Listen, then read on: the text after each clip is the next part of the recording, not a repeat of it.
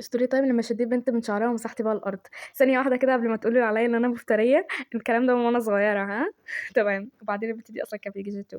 القصة بدأت من أول ما كنت أمّا رُحت درس القرآن هناك، كنت باروح درس قرآن وكده، وفي واحدة كده مثلًا أولى ابتدائي KG2 من العيال الصغيرة دول، بس في بقى نوعين من الأطفال، النوع اللي أنت تتقبّله وتحبه والنوع التاني بيبقى مستفز.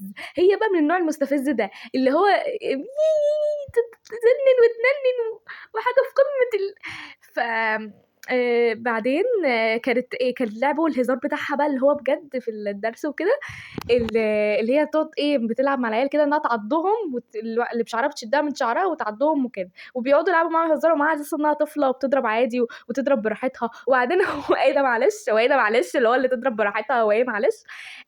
المهم جات عليّا بقى قُلت لها: "لو عضّتيني هاضربِك."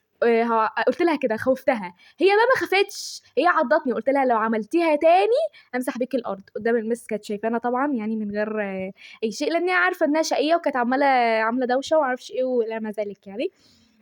بعدين بقى قامت راحت جات عملتها تاني، راحت واحدة من العيال راحت حالتها إنها تعملها تاني، راحت عملتها رُحت مسكتها من شعرها، البنت الصغيرة دي كانت عاملة قُصّة وضفيرة ما أعرفش إيه، مسكتها من شعرها من فوق وفلقته في إيدي كده ووقعتها على الأرض وفضلت أمسح فيها كده أهو. بعدين العيال بقى سلِّكوا ما بيننا وما أعرفش إيه وكده. أنا مش عارفة أنا إزاي كنت عاملة كده. المهم كانوا بيقولوا لي: "دي عيلة صغيرة دي ما أعرفش إيه، ما تضربيهاش." وإلا ما أضربهاش، أنا حذّرتها وش 100 مرّة، هو إيه ده؟ المهم بقى تاني يوم جات عمّالة قعدت تبُص لي حتّة بصّات كده غريبة، اللي هو بتخوّفني ما أعرفش إيه والّا بصّة مقرفة الله أعلم، بس بصّات وغريبة وخلاص.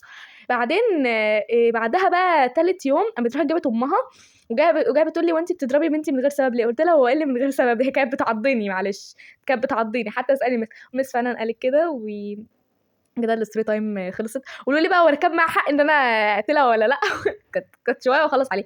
على فكرة أنا لحد دلوقتي باشوفها وهي ماشية أقسم بالله طريقة كلامها مستفزة أوي، مستفزة. المهم أنا أصلًا ولا مش محتوايا روبلوكس ولا story time، بس اللي هو باحكي كده وخلاص يعني ما ماشي. واكتبوا لي قصص زي دي في الكومنتات حصلت معاكم، وسلام.